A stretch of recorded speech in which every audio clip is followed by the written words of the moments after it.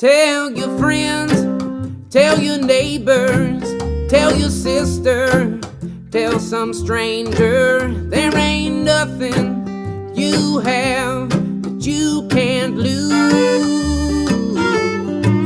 So give me love, let me down, drag my name all over this town. No regrets, no revenge, no excuse, 'cause I've been up. So it's not too uncommon nowadays with the growing beer industry, the craft beer industry, and wider distribution to stumble upon a beer that's named after a band or musician. And case in point, I have the New Belgium Clutch, named after the Maryland rock band that I just really came to our area not too long ago. But our guests today have the distinction of having not one, but two beers named in their honor. The Steel Wheels Stout, made in Livery Brewery, and then just recently the Blue Mountain Brewery has a Steel Wheels ESB, extra special bitter. So let's just find out how that happens. That first of all, that you just get one beer named after you, but how did it go about that you had two beers? The livery beer, the stout, came from Jay and I went and played. We did our bike tour in Michigan 2 years ago, and we played at the Livery. The Livery is a great venue as well as being a great brewery, and we sat there with Steve Berthel, the master brewer, and he's like, he's a big cyclist, and he's obviously really passionate about brewing, and he decided to bike with us the next day after our show there, and we spent most of the 25-mile ride like talking, and he just got so passionate about like the connections between good roots music and craft brewing and bicycles, and like how to him it was all very connected, something about going local, something about knowing where your beer is coming from and the ingredients therein, knowing where your music's coming from, all of that sort of tying together. And by the end of the ride, he was like, guys, I'm going to start looking up some different stout recipes. We're going to do a Steel Wheel Stout. And so it was like totally just the brainchild of this great guy at the Livery. And so that happened. Now, did he ask you what was your favorite beer style? Or he just said he wanted to make a stout? I think he kind of came up with, the beer he wanted to make, and that's kind of how it came around. Yeah. I think he just liked, in some ways, I think he might have liked the name of it, Steel Wheel Stout, that it kind of just rolls off the tongue pretty well. Right. But I don't know. He made a great stout, and wish we could be drinking that too. Yeah. It'd be great to have both at the table. Michigan last night, maybe. I know. We could have hit you up for that. So now, I guess this came out in August of this year, the Blue Mountain Steel Wheels ESB. So how did that come about? That was, I guess, in some ways it was after the Livery Brewery did the Steel Wheel Stout. We started talking about it. We came back. Blue Mountain has been they've been good friends of ours from the very beginning of our knowledge of that brewery. We started playing some shows there,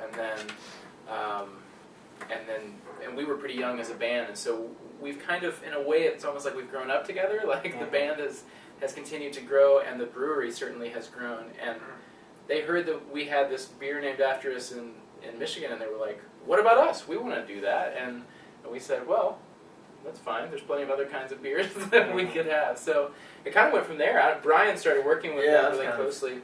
Working with them behind the scenes, and it was just kind of a nice partnering, a lot of similar ideas, and they're a very progressive young company, and they said we have this room in our schedule, they have their brew schedule kind of laid out, and they're like, we want to develop this ESB and we'd love to put your name to it, and so it kind of grew from there, and right now this is a seasonal beer, and it's been in restaurants in Virginia at this point, and then starting in April, it's going to be hitting the shelves in bottles in North Carolina, Virginia, Michigan, Wisconsin. So. And then we were talking earlier, that'll be a certified organic. Certified organic, 750 milliliter bottles, so kind of a nice cork top, and cool thing. And I saw one thing on their website that they were actually going to try to market it to venues that play roots type of music too. So that's a pretty neat fit too. So this beer, it's the first time I've had it. It's made with English crystal malts, some English yeast, and then it's Americanized with a good dose of hops. So that's where it gets the extra special, but it's definitely very smooth. It feels like a beer that across the board a lot of people will like to drink. You know what I mean? It's just got that. It's not extremely hoppy, and it's not. Yeah. Isn't that color great? Yeah, it has great, the balance, what they call it. It's a nice beer. Yeah. So you mentioned your bike tours. I mean, that's a neat concept where you just get on your bicycles and you ride from venue to venue. I mean, Yeah. Yeah. It's been a.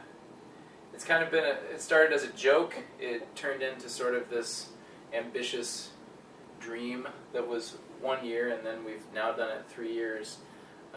And it's now kind of an annual thing that we plan on every year doing, where we put everything on bicycles and we hit the road for a number of days, and it's like our bike to work week as touring musicians. so has anybody had any major accidents, spills, where the... Nothing major.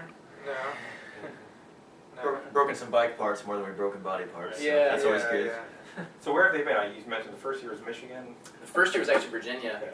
and then we've done 2 in Michigan, although this last one we started in Michigan and we went to Chicago and spent a couple nights in Chicago, and then we went to northern Indiana to finish off the tour. So kind of did a Pretty 3-state. hefty. Yeah. It was a hefty run. Yeah, it was not a light. Have you guys trained beforehand, or you just say, okay, let's go do it? Some of us do. Jay's pretty good at hopping on and making it happen. Now, if somebody straggles behind, you just say catch up, or do you guys go as fast as the slowest? Well, we try to stay as a group as much as possible. We're toting big loads, so it's not too hard to go slow. Yeah, it's pretty good teamwork though. Yeah. If somebody needs a break or it's struggling, we just knock the pace back. Or Right. if we're feeling good, we pick it up. But yeah, We're it's not tough. breaking any records. Yeah. But it's, you're covering, averaging about 50 miles a day, and so really that's a lot of miles, but at the same time it's over the course of a day you don't have to go that fast Right. and cover that amount. But I mean, the terrain, I'm sure there's some mountainous terrain and some nice headwinds you come across. Yeah. Oh yeah. Yeah, Virginia was by far, terrain-wise has been the toughest we've done, and there were some times where, you're just climbing in that smallest gear for what seems like, or actually probably was at least an hour or more. Yeah. Yeah, Virginia's no joke, man. Yeah. Riding with a big load. And I'm sure you're out west near in the Shenandoah.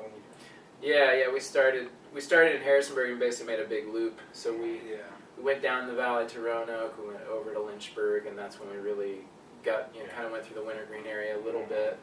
Didn't take any of the biggest climbs that are over there, Right. but ended up going over Afton Mountain to come back. So there was some significant. Yeah, but that's a beautiful area, so that must have been a great ride.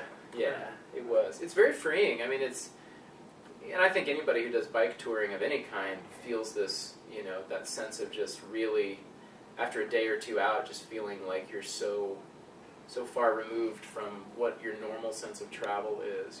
You're just you're really closer to everything as you're moving through space, and it's pretty empowering, even though you're going slower. But yeah, so and Blue Mountain. Speaking of that, we biked right past Blue Mountain Brewery when we did that ride up Afton, and that's another nice connection we've had with them. Is sort of that sense of, lots of cyclists come right over Afton Mountain. Yeah, It's that's a great beautiful place area. to stop and have Yeah. something to eat and Right. go walk through there. They grow these magnificent hops if you're there in July, August, and they're bloom. It's beautiful. Yeah. Yeah. So 2012, have you planned it yet? We're talking about a few options, but we haven't announced it yet. It'll probably be in the fall, so it's close to a year out. So do you ever get fans that just all of a sudden start joining, that hear about it and join in? Yeah, it's happened a few times. We encourage people to ride to the shows. Different tours we've treated differently, but sometimes they'll get some sort of discount or some sort of merchandise if they come and they biked to the show. So it's a neat thing to encourage that. And we've had a few times where we've actually had fans or friends, which so often those are one and the same, who have ridden with us for portions of it. So yeah, it's a really neat. Yeah, I'll have to put that on my schedule. That might be nice. Yeah. For Sure. a day or two. Yeah. Absolutely. So besides biking, you guys play a lot of festivals. Yeah. I've seen you at Floyd Fest, Roots, Rhythm and Roots, Bristol. But the one I want to talk about, the one I've been wanting to go to the last 2 years and haven't been able to, is Ocrafest. Oh yeah. That is we've been vacationing in Ocrafolk, since I was, born. So I'm very familiar, and I see you guys every year. And so how did that come about? That's not a place that most people go to play. Right. How did Gary? He saw us in Harrisonburg. He had some connection. One of the he's main relative. person who books that festival, has relatives. It's funny. They live. I think that's what it is. They live in Ocrafolk. They vacation in the Shenandoah Valley. Right. It's like you get enough of the island experience, I guess, and it's nice to come and see the mountains and the valley. And I understand that, but they came and saw a show, and he contacted us and told us, hey, there's this little festival, we'd love to have you guys, and we did it 1 year, and ever since then, the first year, we really didn't know what we were in for. I had never been to Ocrafolk myself, I'd been to the Outer Banks, and so we didn't schedule it with much time around it. We sort of got in there one night, we didn't even hardly really see what we were in for, or where we were, because we got in it after dark, and then we woke up, did the whole day of festival, but we had to leave immediately after, and that was a real shame. But then we said, okay, next year if they'll have us back, we should make this and really come and bring families or whatever we Now, you guys camp there, or do you stay at?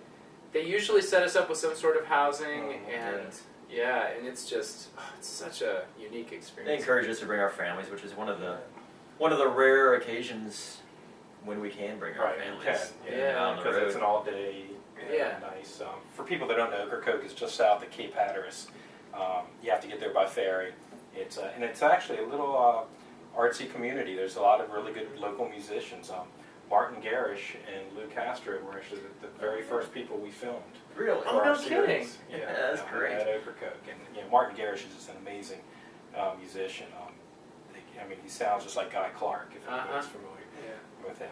But it's just a neat local community. Yeah. They have this festival every year, usually the first weekend in June. Yeah. So you guys can do. We're planning on it. Yeah, right? We're booked. I think it's behind the scenes booked kind of. Not public, yeah. Announcing it Penciled right in. But that's one thing every year. I'm Yeah. like, it's because it's a commitment though. You definitely It need is. to go for It's a a destination. good 4 days, but that would be a perfect festival. The nice thing about it is, I love the Outer Banks, and I haven't been to the Outer Banks when I haven't had a great experience, but it feels like Ocrafolk is that because of the ferry and because it's a little bit more of a destination you really have to put some focus into. It feels a little bit further off the beaten path, a little less touristy than than a lot of the Outer Banks. Oh, absolutely. And even now, if you ask people that haven't been there in 10, 15 years, they'd say it's completely touristy. Right. It's grown so much, but relative to other beach destinations, it's so secluded. Yeah. You basically drive there, and you park your car and you walk everywhere. Yeah. It's great. So. It's really funny you bring up that festival because, ironically, Mandy and Taylor, who brew Blue Mountain Brewery beer, they came to that festival last year and hung out at Ocrafolk with us. So it's all connected. It's a small world. It's all Yeah. connected. So the other thing I saw is you guys were recording. Oh yeah. Now, is there a new album coming out. Okay. Yeah. So how long do we have to wait for that? Till March. It's a long way. It's a long way, but it'll come sooner than It's you coming think. soon. It's, Too much in the can. Yep. We're really proud of the music we've put to tape, as they say, to tape, and we're happy to be getting done with all the tracking and onto the mixing phase and getting all the artwork done, and it'll be out to you soon. We're going to have snippets and things here and there so people can start sampling a little bit of what's going to be happening, but And we'll definitely remind people on our websites when it gets closer. And I guess the release will be when the Steel Wheels ESB comes out in bottles. That's It's right. It's really close. time. It'll be a nice little coupling. You can buy your bottle and have your CD and sit there and Take it all in. Pretty awesome. So tonight you're at IOTA, and then you go on to 3 weeks here? A month? No, we've got a sort of an 11, 12 days, day something like that. run now, and then at the end of the month we also have another good 10, 12 days. So Oh, nice. yeah, it's a good good little fall tour that will be done at the beginning of December, and yeah. Good. Well, we look forward to the new album, the beer in bottles. It's very nice. So thank you, gentlemen. And Hey, thanks for coming. thank you. So absolutely. And stay tuned for one of their songs, and we'll see you next time. Peace. Very good. I think that Tell your friends, tell your neighbors, tell your sister, tell some stranger there ain't nothing you have that you can't lose. So give me love, let me down, drag my name all over this town. No regret, no revenge, no excuse. 'Cause I've been up in the sky, I've been down, I won't lie, it ain't easy, any path that you choose. So get you God, or get you demons, take to silence, or start to screaming, but there ain't nothing you have that you can't lose. So strip me down to the place where I was when I came on board. Every path that you take will have you knocking on the same old door. But take your time, breathe it in. Strange comfort, but in the end, there ain't nothing you have that you can't lose. Go on now.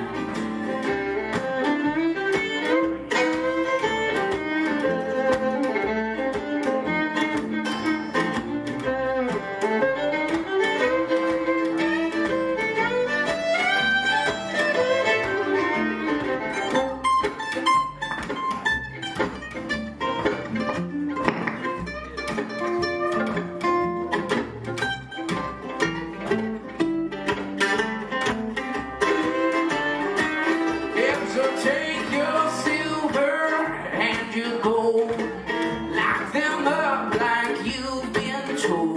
But all your money ain't no good on this cruise. And if your luck has been low and you're down and you just don't know, take some courage, because here's the news that you can't tell your friends, tell your neighbors, oh, tell my mama, go tell some stranger there ain't nothing you have that you can't lose. Well, strip me down to the place where I was when I came on board. Every path that you take will have you knocking on the same old door. Take some time.